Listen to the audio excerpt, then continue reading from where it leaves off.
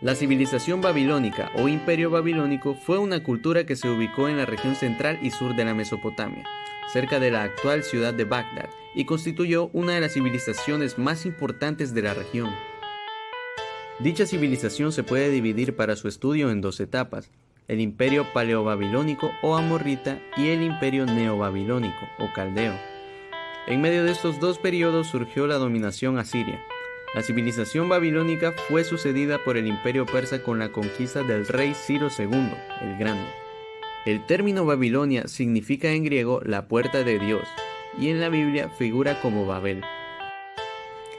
La civilización babilónica se destacó en áreas como la arquitectura, la astrología, astronomía y las matemáticas.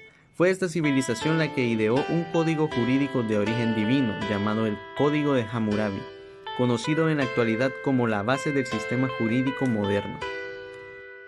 Probablemente la contribución más significativa de los babilonios al pensamiento administrativo fue el Código de Hammurabi, vigente entre los años 2000 y 1700 a.C.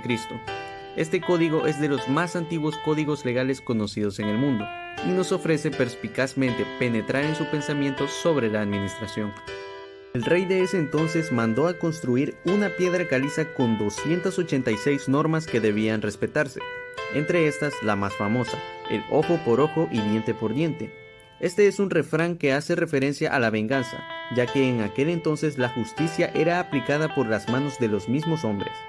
Esta justicia alude a un principio jurídico de justicia retributiva, en la cual la norma que se impone debe ser equitativa y recíproca con el crimen cometido.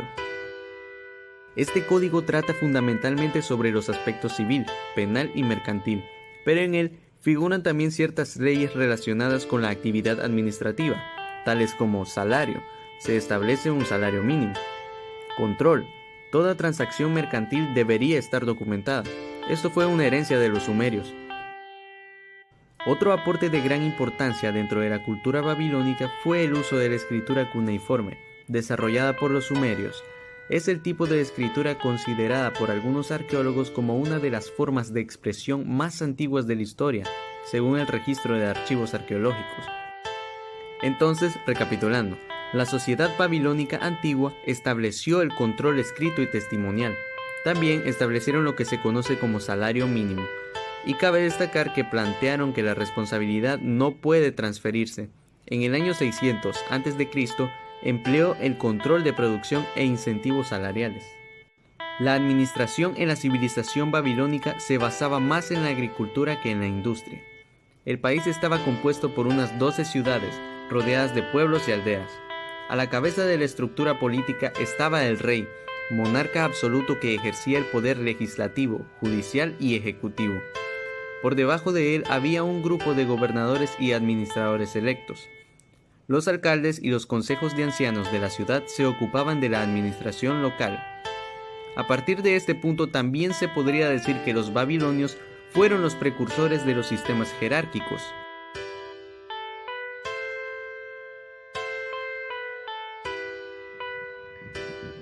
Los hebreos es el nombre dado a los pueblos que vivían en la región del Oriente Medio a partir del segundo milenio antes de Cristo, y que darían origen a los pueblos semitas como los árabes y a los israelitas, antepasados históricos y espirituales de los actuales judíos.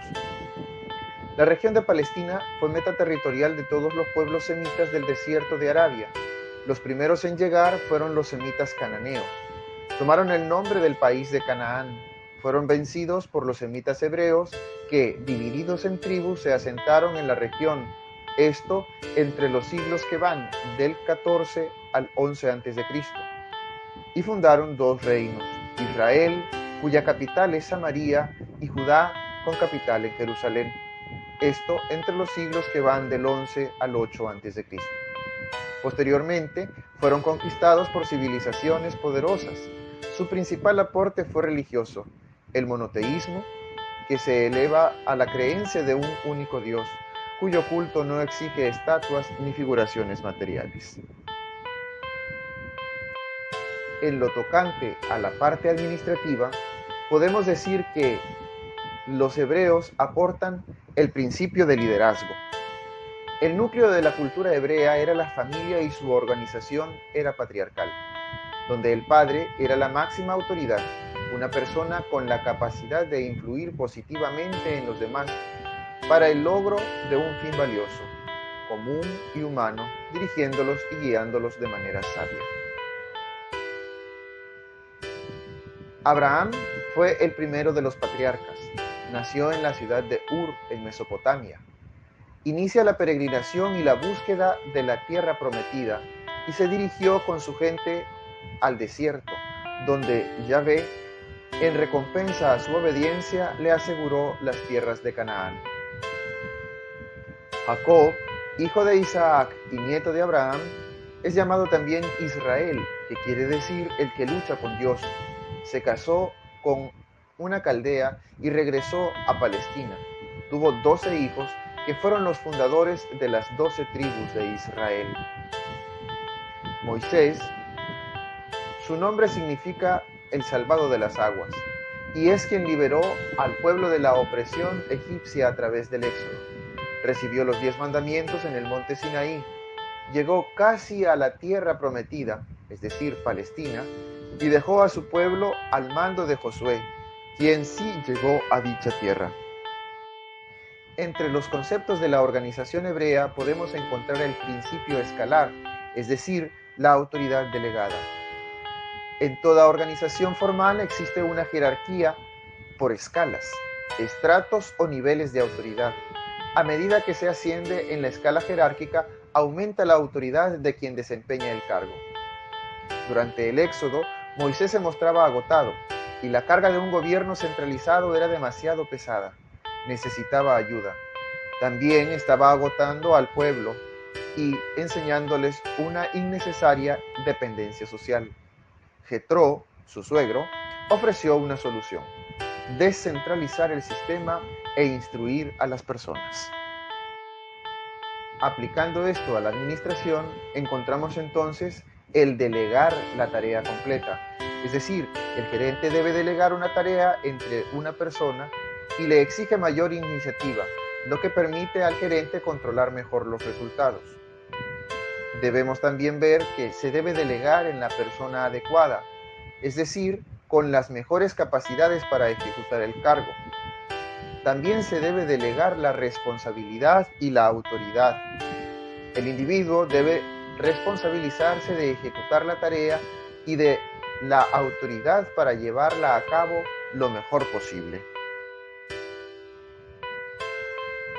Proporcionar también información adecuada, es decir, acerca de qué, cómo, cuándo, dónde, quién y por qué.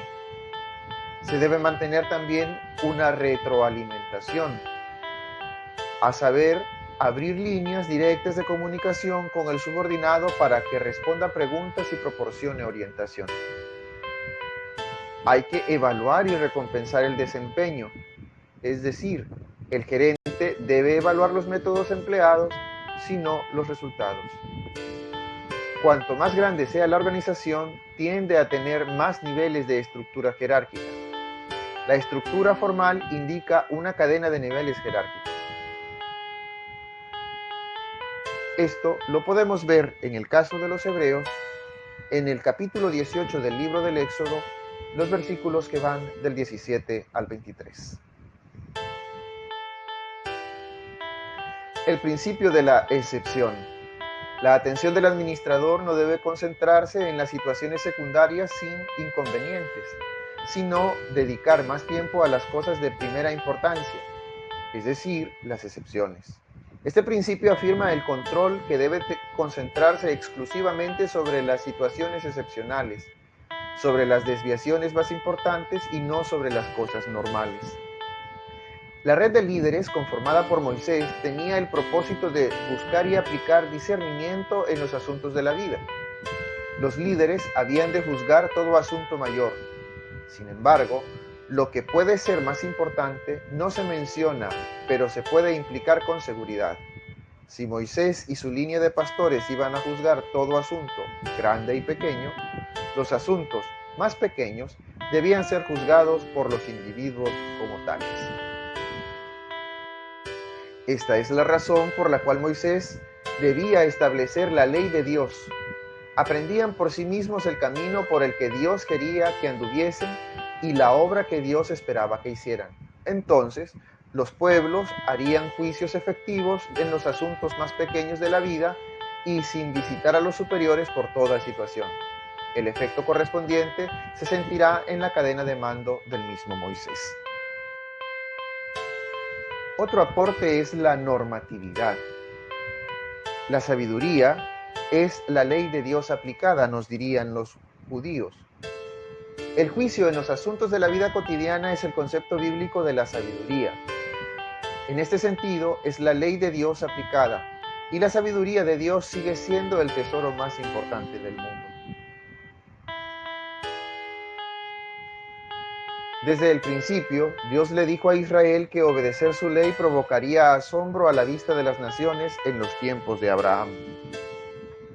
Luego, en los tiempos de Moisés, le entregó al pueblo un conjunto de reglas a manera de guía de conducta individual y organizacional, los 10 mandamientos, vigentes incluso en la actualidad, por los cuales se regía todo el pueblo, y así era posible una conducta sana y a la vez con posibilidad de juicio en caso de ser quebrantado alguno de los mandamientos.